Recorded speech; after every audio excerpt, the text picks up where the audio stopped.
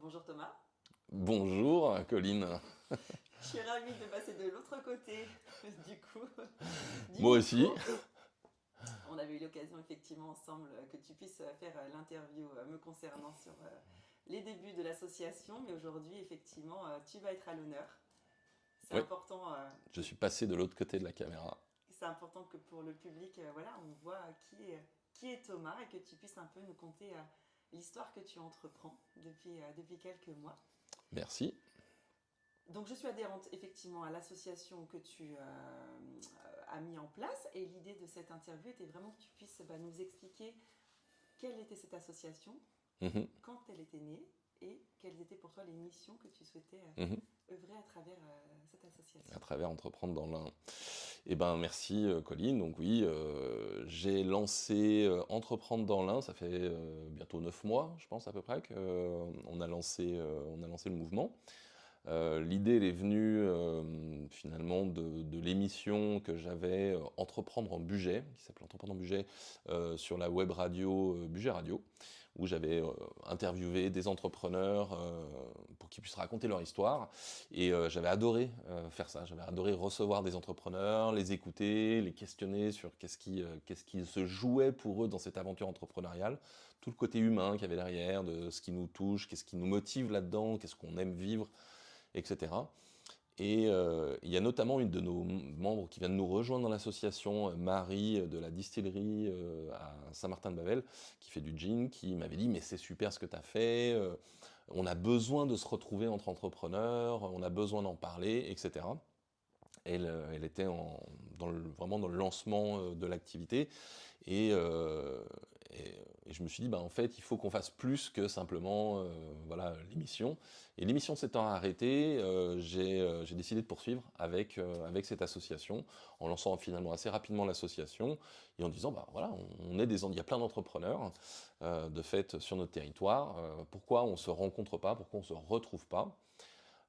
Et entre autres, il y a l'idée aussi qu'il existe des réseaux d'affaires, il existe des réseaux d'entreprises. Et ce qui moi, m'a traversé, c'est que je ne me sentais pas forcément représenté par un réseau d'entreprises trop orienté business. Je voulais quelque chose de plus humain, de plus de lien, où en fait les gens viennent non pas pour absolument faire des affaires, mais plutôt pour se retrouver entre entrepreneurs parce que on va pouvoir partager des choses qui nous animent, des questions qu'on a sur la vie d'entrepreneur, sur ah mais à ton avis est-ce qu'il vaut mieux que j'oriente ma réflexion, ma communication comme ça, est-ce que mon développement commercial, je suis pas sûr, est-ce que si, est-ce que ça, et toutes ces discussions, de les avoir entre nous, entre entrepreneurs, et notamment plutôt des indépendants, on est principalement des petites structures finalement. C'est vrai il n'y a pas beaucoup d'organismes, d'associations qui nous rassemblent avec ce côté qui prennent vraiment en compte le fait qu'on est souvent en solo, quoi. Il y a voilà, il y a des clubs d'affaires pour des entreprises avec plein de salariés et plein de patrons et tout. Mais quand on est solo, je trouve que nos contraintes, ce qu'on vit, c'est assez différent de ce que vit un chef d'entreprise qui a 20 salariés. Ouais. On n'est pas sur les mêmes enjeux. Il y a un enjeu de motivation, il y a un Mhm. enjeu, on est tout seul, on est devant son ordinateur ou dans son cabinet, et on a beau voir des clients, finalement, il y a pas grand monde avec qui on va pouvoir échanger sur nos challenges. Et donc c'est un peu de ça qu'est venue l'association. En tout cas, ça a répondu à un besoin selon toi, en tout cas de cet entrepreneur qui connaît la solitude, si je comprends bien, à Alors travers c'est tes ce qu'on mots. me dit aujourd'hui. Mhm. Après je pense qu'on est encore méconnu. Le réseau a pas encore beaucoup grandi. On est une quinzaine aujourd'hui. Euh, et c'est vrai que j'oriente un petit peu plus la communication vers ce côté les indépendants, les micro-entreprises, les auto-entrepreneurs, parce que je pense que c'est là où on a vraiment quelque chose à faire. Et en plus, euh, je pense qu'il y a aussi le- l'entrepreneur solo, le solopreneur, l'indépendant, etc. C'est la première entreprise de France. Mhm. C'est-à-dire en nombre d'employés, on est, je crois, c'est le premier employeur de France. Et on n'a pas beaucoup de voix au chapitre. C'est-à-dire dans la question économique, politique même, on n'est pas beaucoup écouté. Qui, en tant qu'entrepreneur, peut avoir un espace de parole pour porter son besoin. On a eu la question sur la TVA pour les Bien sûr. auto-entrepreneurs, le seuil, etc. Toutes ces discussions qu'il y a eu.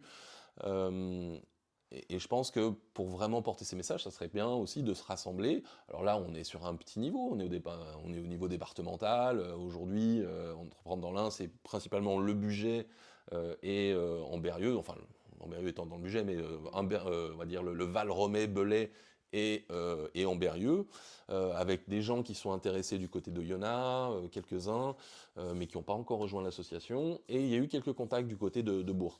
Mais je pense qu'avec l'évolution, on dirait que le temps qui passe et les gens qui se rapprochent de l'association, les choses vont grandir et on va commencer à s'installer un petit peu plus dans le département.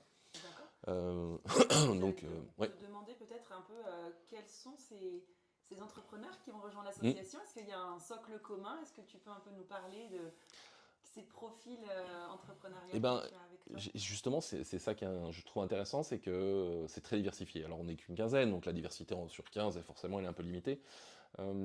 Mais on va avoir aussi bien des personnes qui sont plutôt orientées thérapie, accompagnement individuel, mais on a aussi Yannick, on a pu voir en entretien, qui lui fait de la désinscription, et en plus c'est une activité à part, c'est-à-dire il a eu aussi une activité salariée, et c'est ça aussi que je trouve intéressant. Alexandrine qui fait de la décoration d'intérieur, moi qui fais du recrutement, voilà, Marie qui nous a rejoint, qui peut-être qui est la seule finalement à avoir des employés, elle a une toute petite équipe avec sa distillerie.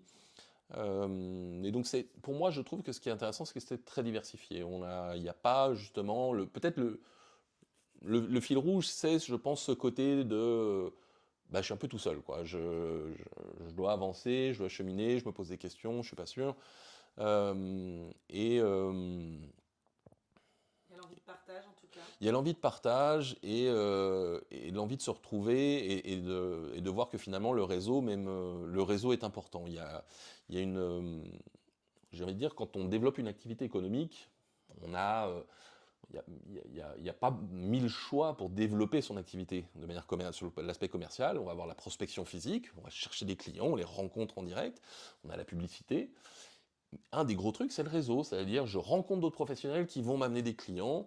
Après, il y a aussi le bouche à oreille de manière plus informelle qui peut se faire avec des particuliers, etc. Mais globalement, le réseau, c'est un outil qui est assez fort en termes d'apport d'affaires pour des entrepreneurs. Et je pense que même si c'est pas notre volonté, c'est pas une volonté structurée et engagée de dire il faut absolument qu'on développe le réseautage d'affaires, les choses se mettent en œuvre parce qu'on a rencontré l'individu. Oui, humainement, les gens se trouvent Exactement. et ont envie. C'est ça, c'est parce qu'on s'est rencontrés, parce qu'on a bu un verre ensemble, parce qu'on a échangé, parce que j'ai trouvé en l'autre quelque chose qui me rappelle ce que moi je vis, et ben en fait j'ai envie de l'accompagner, j'ai envie de l'aider, et je lui envoie quelqu'un. Aujourd'hui, quand on me dit ah, j'ai un nid de frelon chez moi, qui c'est que j'appelle? Yannick, voilà. Alexandrine pour la décoration, Magali pour l'accompagnement des restaurateurs. Un restaurateur que je connais, ah bah tiens, est-ce que tu connais Magali qui fait ça? Voilà, il y a et ce côté-là se fait vraiment naturellement parce que les liens se créent. Et cette création de liens, pour moi, elle est essentielle parce que ça tisse le réseau économique, la structure économique de notre territoire, elle se fait par ces liens. Et ça, pour moi, c'est quelque chose d'important parce que, alors je sors peut-être un peu on va dire, du cadre seul de l'association, mais je pense qu'on est dans une situation économique, plan national, international, qui se contracte, qui devient plus dur. Et je pense que dans cette situation, les liens sont importants parce que c'est eux qui créent de la résilience, qui nous permettent de rebondir, qui nous permettent d'être plus solides, d'être capables de passer à travers les épreuves. C'est la notion de résilience. Pour moi, c'est vraiment clé de tisser ces liens, de les créer. Oui, les enjeux sont vraiment multiples en fait. À t'entendre, il y a effectivement le fait d'avoir un acteur local qui peut faire se rassembler les entrepreneurs, mais également à travers cette association et cette résilience dont tu parles qui doit nous unir dans des moments un peu plus difficiles que l'on vit actuellement. Ouais. Très bien, alors de manière un peu pratico-pratique, qu'est-ce qui se met en place au sein de l'association? Qu'est-ce qu'il y a déjà eu comme type d'action? Alors, si je veux moi prendre une adhésion, qu'est-ce que je peux retrouver au sein de l'association? Alors, dans les activités de l'association, il y a, on va dire, deux types d'activités. Les premières, c'est les rencontres plus informelles où On va se retrouver. Alors la dernière, c'est fait à la brasserie La Gevrinoise, où on s'est retrouvé, et donc c'était chouette d'avoir et des membres et des non-membres qui permettent de découvrir un petit peu l'association aussi. Donc là, c'est des discussions, on se présente les uns les autres, on apprend à se connaître justement, on présente un peu nos activités, et on échange sur tout et n'importe quoi, hein, finalement, c'est le plaisir-là. Et le deuxième type d'activité, donc c'est plus quelque chose de l'ordre de la conférence, où là, l'idée, c'est de passer de l'information à nos membres ou à des extérieurs. Plus on va avancer et on va essayer de plutôt proposer des choses pour les membres, pour pouvoir développer l'association et encourager des gens à nous retrouver. La dernière conférence avait comme sujet l'IA. Donc comment ça se met en œuvre pour une entreprise aujourd'hui, c'est quoi les avantages, etc. Donc on a eu la chance en plus d'avoir quelqu'un, un passionné d'IA qui aujourd'hui code, crée ses propres agents, etc. Qui nous a donné deux, trois, on va dire la partie théorique de l'IA, un petit peu les orientations techniques aussi de ces outils. Donc ça c'était vraiment intéressant, avec des gens, des entrepreneurs qui nous ont rejoints, qui n'étaient pas du tout membres, mais qui sont venus parce que le sujet les intéressait. Et ce que j'aimerais mettre en œuvre pour 2026, c'est plus de ces conférences avec des sujets que m'amènent les membres. C'est-à-dire que là, par exemple, il y a une de nos membres qui m'a dit, mais est-ce qu'on pourrait parler et faire une soirée sur la facture électronique? Parce que c'est quelque chose qui arrive, c'est normatif, on n'a pas le choix, on va devoir le faire. Qu'est-ce que ça implique pour un entrepreneur? Est-ce qu'envoyer un PDF de facture, ça suffit? La réponse est non. Et donc, de pouvoir accompagner. Donc moi, ce que je vois là-dedans, c'est d'amener du savoir aux entrepreneurs, faire de la montée en compétences. On a eu une proposition aussi d'une personne super qui nous avait proposé de faire un atelier sur le développement commercial, la prospection téléphonique, n'est-ce pas Colline, puisque c'était toi qui l'avais proposé. On n'a pas eu suffisamment d'inscrits pour la lancer et je pense que c'est dommage. Je pense que elle revient. J'aimerais qu'elle revienne à un moment quand le nombre d'adhérents augmentera, ou qu'on développe la communication là-dessus, parce que je pense que c'est typiquement des compétences qu'aimeraient développer nos entrepreneurs. Donc voilà, faire monter les entrepreneurs en compétences, amener du savoir, et peut-être une troisième activité que j'avais dit deux, bon, peut-être trois, c'est d'avoir des temps conviviaux qui soient autres que simplement aller boire un verre. C'est-à-dire proposer des activités. Alors là, par exemple, on a une discussion en cours qui est un petit peu à cheval entre tout, mais d'Angelica, qui est une hypnothérapeute qui est membre de l'association, qui a proposé, Angelica, de faire une session sur comment traiter la peur de se lancer, comment traiter quand on a peur d'aller par exemple en prospection, quand on a peur de faire ci, qu'on a peur de faire ça, en tant qu'entrepreneur, les choses qui nous limitent dans notre développement, les croyances limitantes, etc. Et ben de faire un petit atelier là-dessus. Donc quelque chose qui pour moi c'est un peu plus convivial. Moi j'aimerais bien proposer, par exemple, d'emmener tous ceux qui sont intéressés, d'aller faire un petit plongeon dans le lac cet hiver, au mois de janvier ou février, pour ceux que ça intéresse, puisque c'est quelque chose que je pratique. Et voilà, de faire des temps conviviaux comme ça pour venir challenger tout le monde. Très bien, donc beau programme sur 2026. Donc clairement, à qui est ouvert cette association? Quel type d'entrepreneur? Est-ce que si on devait faire un appel à candidature pour ceux qui ne savent pas vers qui se retrouver l'année prochaine, qu'est-ce qu'on pourrait dire par rapport Alors, j'ai envie de dire, comme je l'ai dit tout à l'heure, je pense que le cœur aujourd'hui de la communauté, c'est des auto-entrepreneurs, c'est des personnes qui sont en entreprise individuelle, etc. Mais on a aussi des gens qui viennent avec des petites structures. C'est vrai qu'on va moins viser les grosses entreprises qui ont déjà des réseaux. Donc moi, j'encourage ceux qui aujourd'hui sont à leur compte, solo, etc. Et finalement qui se sentent un peu seuls dans leur activité, à nous rejoindre pour retrouver d'autres personnes, pour faire du réseau, pour faire du lien et pour faire connaître leur activité. Puisqu'il y a une des choses qu'on met en œuvre avec l'association, c'est ces portraits vidéo qu'on fait, puisque je propose à tous ceux qui le veulent de faire leur portrait entre 30 minutes et 1 heure de discussion pour présenter l'activité, mais c'est pas l'activité que j'aime présenter, c'est l'humain derrière, c'est la personne qui a décidé de franchir le pas, de se mettre à son compte. très bien, donc tu me fais une transition parfaite puisque j'allais te demander, tu nous as dit tout à l'heure que ce qui t'avait plu dans Entreprendre dans le budget, c'était que l'humain te raconte son Mhm. histoire et j'aimerais Ouais. qu'on écoute un peu peut-être ton histoire, qu'est-ce qui t'a amené Mm. alors d'abord à la radio pour faire ces portraits, puis Ouais. aujourd'hui à créer cette association-là, si on devait un peu en savoir plus sur toi. Eh ben, c'est une bonne question. Qui es-tu? Qui je suis? Par où commencer? Peut-être revenir en arrière assez loin. Moi, j'ai fait des études de commerce, j'ai bossé quelques années dans le commerce et par hasard, je suis parti dans l'humanitaire. Donc, j'ai fait 18 ans dans l'humanitaire.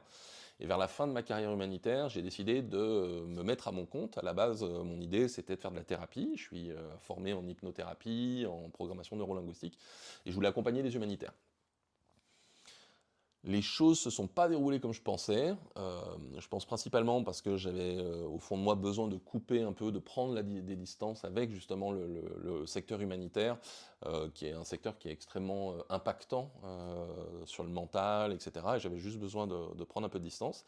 Donc de fil en aiguille, je me suis retrouvé de la thérapie à partir vers l'accompagnement des entreprises en ressources humaines, un peu par hasard aussi, où j'ai eu une opportunité, je l'ai saisie, et donc j'ai accompagné une entreprise sur des questions RH. Et de fil en aiguille, c'est là où j'ai développé mon activité professionnelle sur finalement le conseil en ressources humaines. En parallèle de ça, une opportunité arrive et je me retrouve à me présenter aux élections législatives qui nous sont tombées dessus un peu par hasard il y a un an maintenant, un an et demi.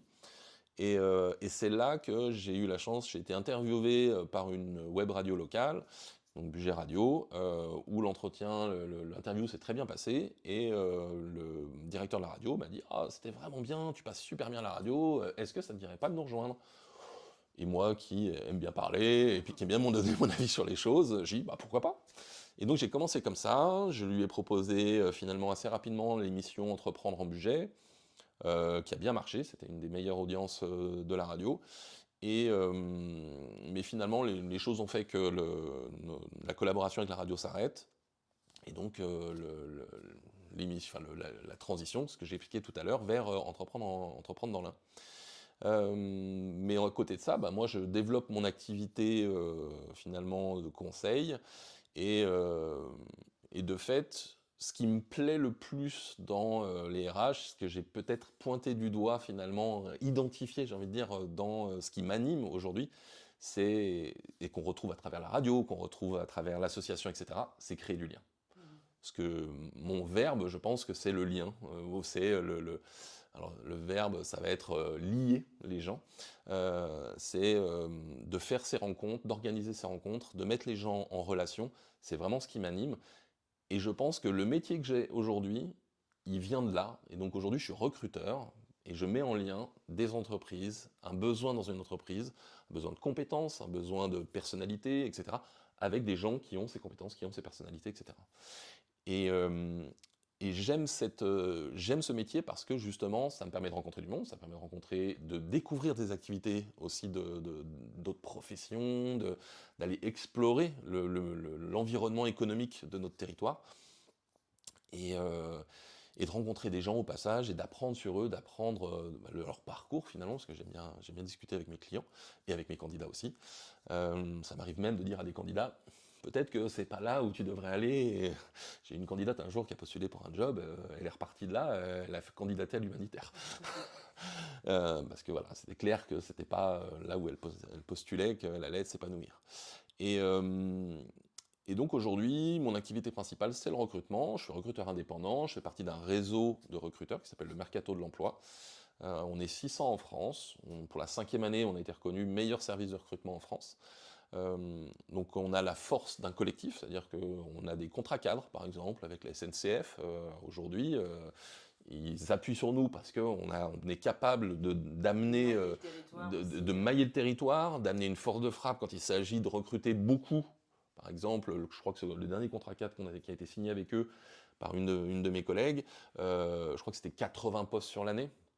Donc ça, elle ne peut pas le gérer toute seule. Mais comme il y a un énorme collectif derrière, bah, elle a distribué les mandats et puis tout le monde s'y est mis en même temps et les recrutements se font rapidement.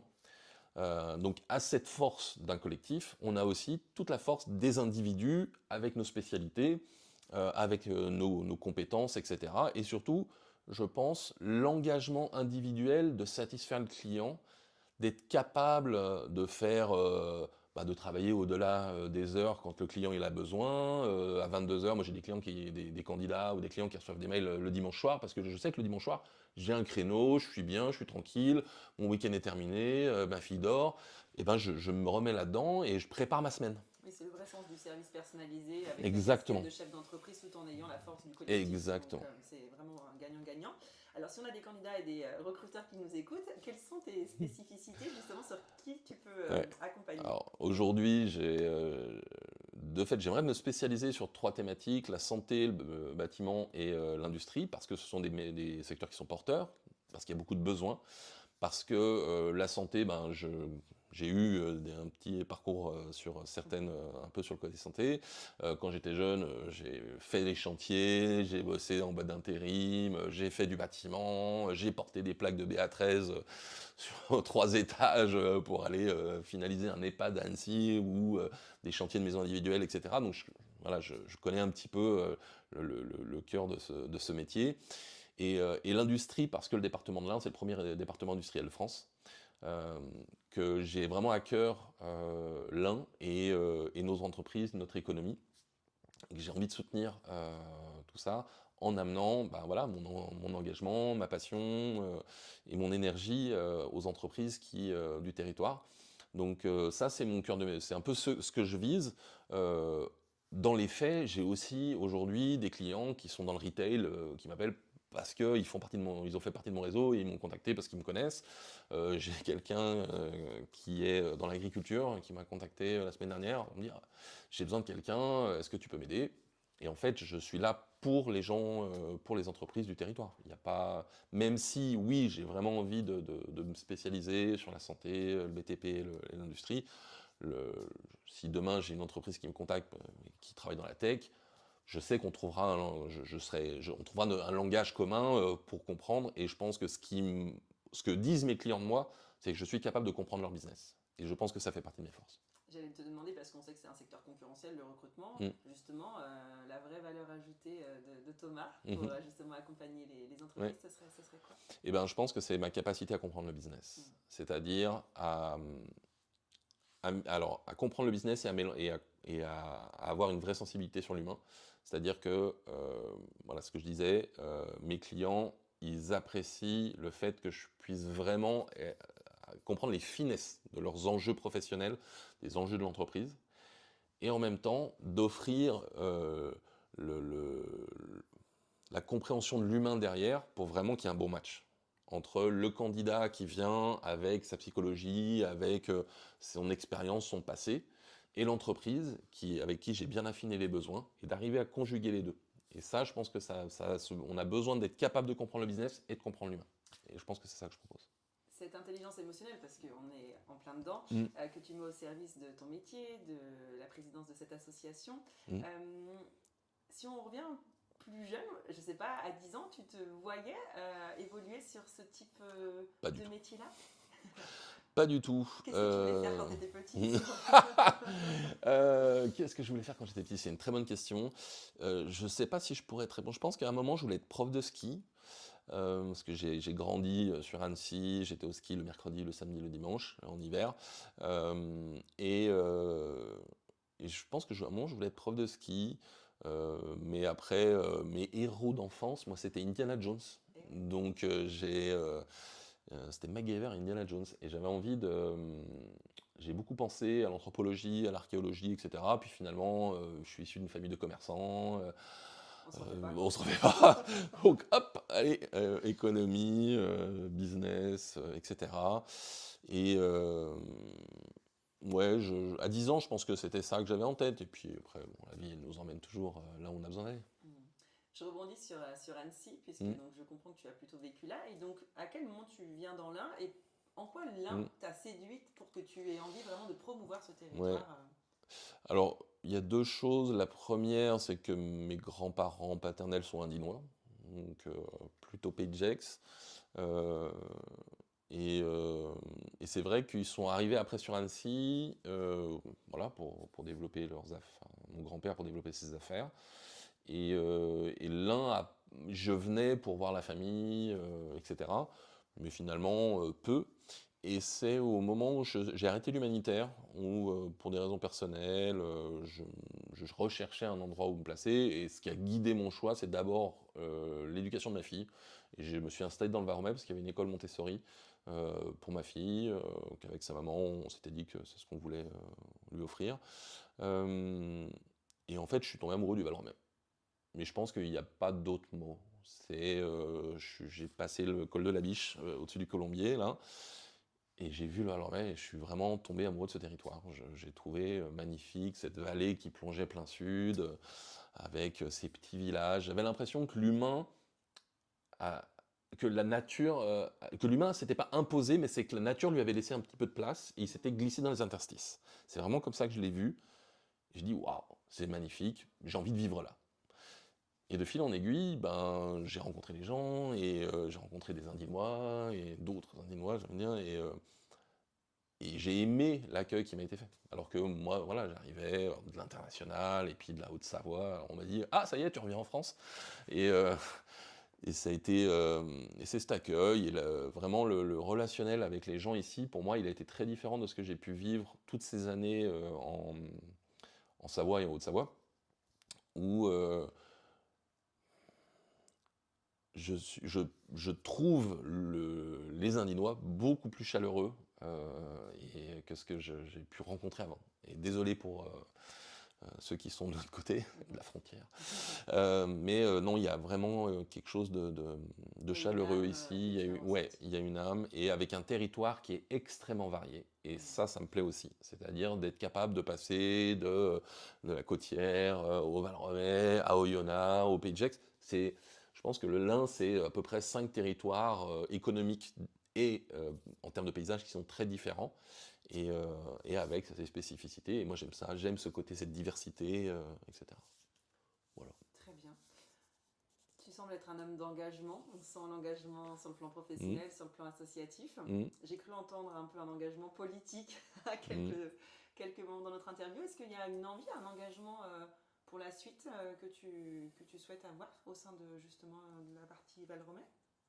Ben, je me suis rapproché de l'équipe sortante de mon village pour leur proposer de les rejoindre sur les élections municipales qui arrivent.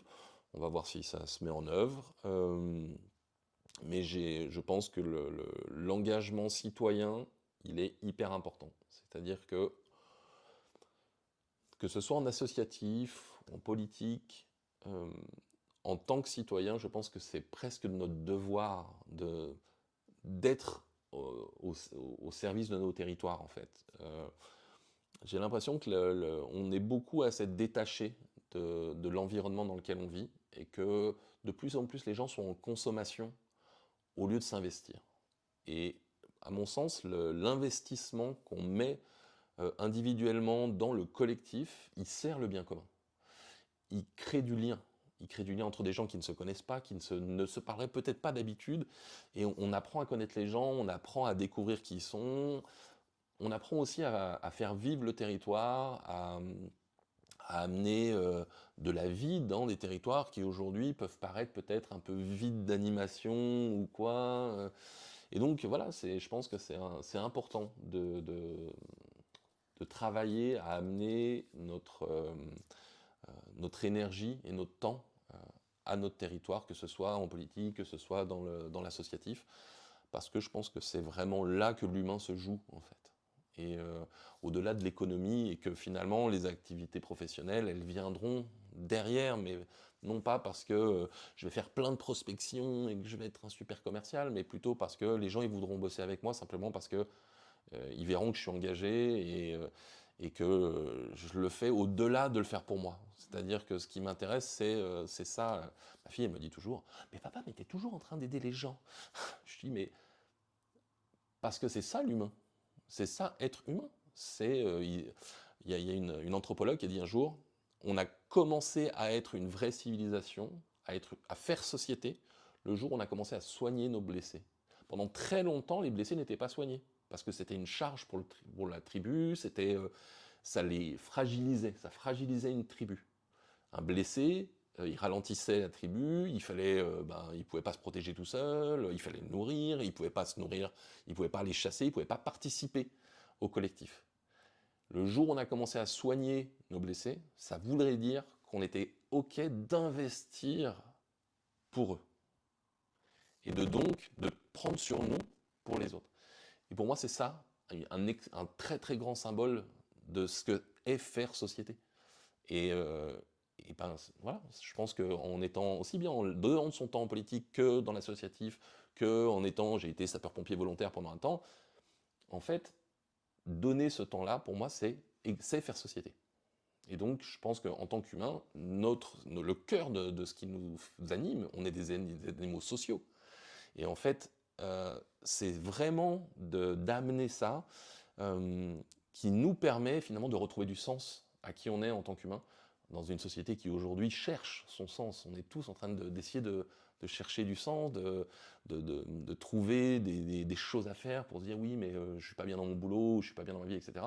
Et finalement, à partir du moment où on commence à remettre du contact, à s'engager, etc., même si c'est difficile, même si on n'est pas d'accord avec les gens avec qui on le fait, et ben en fait, on retrouve du sens. Pourquoi il y a un recul, selon toi, peut-être de ce lien? Qu'est-ce qui fait qu'aujourd'hui, il y a autant besoin de personnes comme toi pour fédérer justement autour de cette notion du lien qui est essentielle? Je pense qu'il y a un aspect qui vient de la manière dont notre société s'est mise à fonctionner sur un plan économique, sur l'individualisation de la consommation. On a mis en avant tu es unique. On a mis en avant Et revendique ton individualité. etc., revendique qui tu es. Et en fait, je pense que ça crée des individus et ça les dissocie du collectif. Et même si aujourd'hui il y a un côté un peu devient, je sais pas, les fans de quelque chose, les fans de clubs de foot, etc. Alors il y a le côté individu, mais les collectifs qui se créent, ils se créent non pas sur des valeurs de travail, ils se créent sur des valeurs d'hédonisme. Je ne dis pas que l'hédonisme est mal, mais je pense que l'hédonisme, il doit être un résultat du travail et non pas une fin en soi. Or aujourd'hui, on met en avant l'hédonisme comme objectif ultime. Et je pense que l'hédonisme, c'est quelque chose qui, au final, même si on peut le faire à plusieurs, c'est un ressenti extrêmement individuel. Ce côté plaisir, c'est extrêmement individuel. Et je pense que moi, j'ai beaucoup plus de plaisir à travailler quelque chose à plusieurs, à travailler quelque chose avec d'autres personnes et à aboutir à réaliser quelque chose avec d'autres. Et je pense que quand on retrouve cet aspect-là, d'avoir un projet collectif qui nous amène de A à B, où il y a un résultat à la fin, et si on est dans le concret en plus, on vit quelque chose d'hyper fort, quoi. Donc je pense que ça vient principalement de là. Oui, puis là, effectivement, tu parles, toi, de ta valeur vraiment lien qui est très forte, mais tous sont apportés, j'imagine, dans un collectif. On parlait du travail, mais j'allais dire, l'idée, c'est que chacun puisse aussi offrir le meilleur de lui, et on a vraiment tous à s'apporter par rapport à ça. C'est ce que tu ressens aujourd'hui vraiment en lien avec, si on reprend l'association Entreprendre dans l'Ain, tu as cette impression-là que les gens, tu leur permets un peu d'accoucher d'eux-mêmes, si je puis dire, au sens où tu leur permets peut-être de valoriser qui ils sont, que peut-être jusqu'à présent ils n'avaient pas cette conscience-là. Oui, je pense qu'il y a quelque chose de chouette dans l'asso. Alors, entre autres, à travers les interviews qu'on fait, et ça me l'a été dit, c'est la capacité pour quelqu'un de se regarder lui-même, c'est-à-dire de prendre du recul sur son histoire, sur ce qu'il incarne. Et moi, j'aime bien voir la transformation chez les gens, ce regard qu'ils amènent sur eux-mêmes, sur le fait de prendre conscience de ce qu'ils véhiculent, etc. Parce que c'est, en anglais on dit empowerment, c'est de donner aux gens la possibilité de prendre un peu de leur puissance, quoi. Et ça leur offre ce regard qui, à mon sens, est utile pour, justement, dans une société qui, même si elle valorise l'individu, elle valorise pas l'histoire, en fait. Elle valorise l'esthétique, elle valorise l'extérieur, elle valorise la communication, mais elle ne valorise pas l'histoire, vraiment, l'incarnation, quelque part. Et je pense que le regard sur soi, il permet de s'incarner beaucoup plus, et d'être d'accord, de s'aligner avec qui on est, et de s'affirmer quelque part. Et j'adore ça, j'adore voir ça chez les gens. Et toi, alors on a bien compris ce qui t'animait hein, à travers voilà, l'histoire que tu nous as contée. Est-ce qu'il y a des doutes? Est-ce qu'il y a des cris de colère? Est-ce qu'il y a des choses que tu voudrais nous partager un peu sur ce qui parfois fait douter dans l'humain peut-être? Ah ben, je pense que s'il n'y avait pas de cri de colère, il n'y aurait pas d'engagement. Donc oui, il y a plein de choses qui aujourd'hui, justement, je pense, ont besoin de bouger dans notre société. Ce côté justement individualiste, entre autres. Je pense que l'engagement politique a été dévoyé pour beaucoup. Je pense que il y a il y a une vraie question à retrouver le service, c'est-à-dire la notion de servir autrui au sein de la politique. Donc ça, c'est quelque chose qui, moi, m'a beaucoup fâché, me fâche encore beaucoup, et c'est entre autres une des raisons pour lesquelles je veux continuer à m'investir, même si c'est un niveau local, et de démontrer qu'il y a un vrai rôle en politique à cet endroit-là. Après, oui, il y a les choses, j'ai pas envie de lister toutes les choses qui me mettent en colère, mais je pense que ce que vivent les Français de manière générale aujourd'hui, c'est qu'ils vivent un manque d'écoute, un manque de compréhension, et que il y a beaucoup d'utilisation il y a beaucoup d'instrumentalisation, on va dire, de ce que vivent certains, de ce que vivent une partie des Français, sans vraiment qu'il y ait de réponse aux enjeux, aux problématiques. Et donc je pense qu'il y a une grande question à cet endroit-là de qu'est-ce qu'on veut offrir à nos enfants en termes de monde de demain. Il y a aussi beaucoup de naïveté dans le... Enfin, pas de naïveté, mais je pense que je pense qu'il y a une sorte on met de côté certaines problématiques parce qu'on ne veut pas les regarder, parce qu'il y a un déni plus que naïveté. Il y a du déni par rapport à certains enjeux. Et voilà, et j'aimerais que ce genre de choses puisse évoluer, parce que voilà, on a besoin de faire évoluer les choses, et qu'on arrête d'être dans l'idéalisme d'un monde un peu trop bisounours, excusez-moi la formulation. Et est-ce que parfois ça te décourage ou au contraire ça vient nourrir une certaine force et une envie d'autant plus d'incarner ce rôle de liant ça va dépendre des jours. Il y a des jours où bien sûr je suis humain comme tout le monde, et il y a des jours où oui je peux être un peu découragé, mais globalement c'est entre autres pour ça que j'aime le côté local, le côté territorial, etc. C'est parce que on est dans le concret, on est dans la réalité des choses, voilà, avec on est vraiment dans le quotidien, quelque part, et ça me ramène à ce qu'il faut faire pour avancer tous les jours, en fait. Donc, si je me projette un peu trop à grande échelle sur des questions un peu trop larges, en revenant dans le quotidien, dans le local, bah en fait, je me réancre ici, et je retourne dans l'action. Et à nouveau, pour tous les gens qui se disent oui, mais c'est compliqué, etc., mais entrez dans l'action, faites-le, quoi. Des petites actions au jour le jour pour vos concitoyens, pour vos voisins, etc. Et en fait, on se transforme, on se transforme, et on transforme notre collectif, notre société, en rentrant dans l'action. Oui, parce que tout le monde n'est pas obligé d'avoir un engagement aussi fort que tu Non, peux toi l'avoir. Comme non, tu dis, des petits pas, des petites actions exactement. Pour faire des petits changements Ouais. d'état d'esprit Ouais. et voilà, et sortir des croyances et peut-être des schémas répétitifs, Ouais. en tout cas, qui nous donnent des excuses à le pourquoi on ne s'engage pas. Oui, mais le temps, les enfants, et Oui. on a tous les meilleures raisons, effectivement. Et justement, à tous les gens qui pensent, qui trouvent que leurs enfants sont un frein à leur engagement, j'aime dire, mais incluez vos enfants dans votre engagement. Et en fait, ça leur apprend aussi, ça leur montre exactement ce qu'il faudrait qu'ils mettent en œuvre en tant qu'humains, plus tard quand ils vont grandir. Moi, je trouve ça super fort. Et ce que je peux observer voilà, l'école de ma fille est une école associative, donc les parents sont impliqués. Et ben, on est impliqué à rénover l'école parce que ça évite de faire fonctionner, ça évite de faire augmenter les prix de l'école puisque on fait pas faire les travaux, on les fait nous. En plus, il y a des artisans dans l'équipe et tout. Et ben en fait, on se retrouve tous avec nos enfants. Et nos enfants nous voient travailler ensemble, nos enfants se jouent ensemble pendant qu'on bosse, etc. Et moi, je trouve ça génial de montrer ça aux enfants, plutôt que de se dire, bah, je vais laisser mon gamin à la maison, et puis moi, je vais bosser à côté. Enfin, non, incluant nos enfants, comme on le faisait avant, quand les enfants travaillaient au champ, avec les parents, à filer un coup de main, même si c'était pas grand-chose, mais il y avait cette image du collectif. Dans la transmission, puis cette idée effectivement du lien mais intergénérationnel. Aussi, ouais, complètement. Bien dans cette interview, mais il est vrai qu'avec nos enfants, ça semble très présent chez toi par rapport à ta fille, justement, cet engagement tout à fait, pour nos enfants.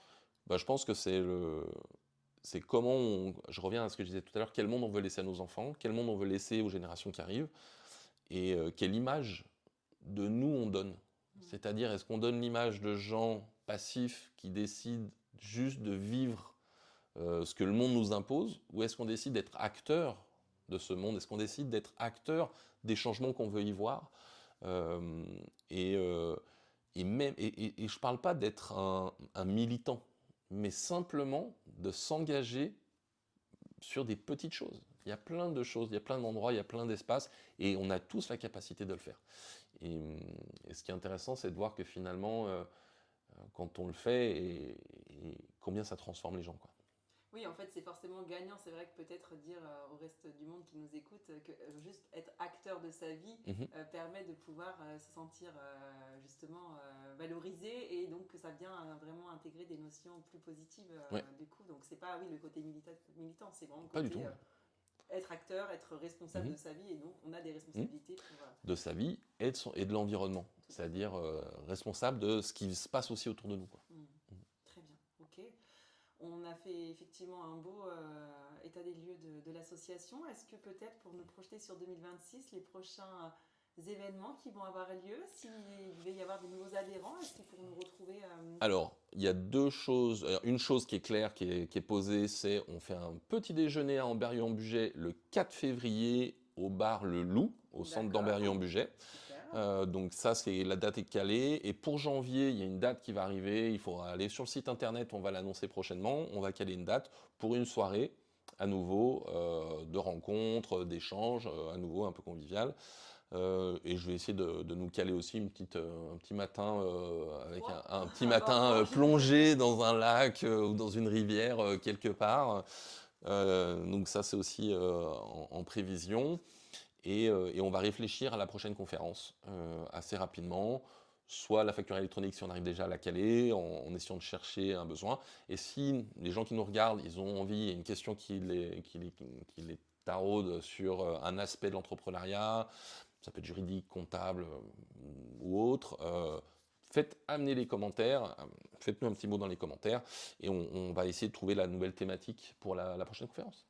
Bon, et écoutez, le rendez-vous est pris en tout cas pour le 4 février prochain, donc au Loup, donc pas uniquement les Ambarois, mais en tout cas toutes les personnes qui sont autour du territoire.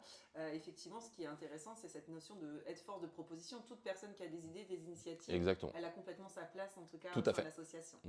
Très bien. Pour terminer, est-ce que Thomas, tu as quelque chose peut-être, alors j'allais dire, on est en période de fin d'année, un message un peu plus... Moi j'ai envie de dire... retrouvez-vous entre vous, amenez votre chaleur humaine aux autres, parce que c'est à nouveau, c'est créer du lien en fait. Créer du lien, c'est ce qui fait de nous des humains, des beaux humains, et donc j'ai envie de laisser ce message-là, et je vous souhaite à tous un joyeux Noël, une belle fête de fin d'année, et on se retrouve en 2026. Merci beaucoup, merci pour ton authenticité, pour toute la clarté de tes réponses qui, je pense, va vraiment apporter à tout. Merci à toi, Colline. Merci. À bientôt. À bientôt.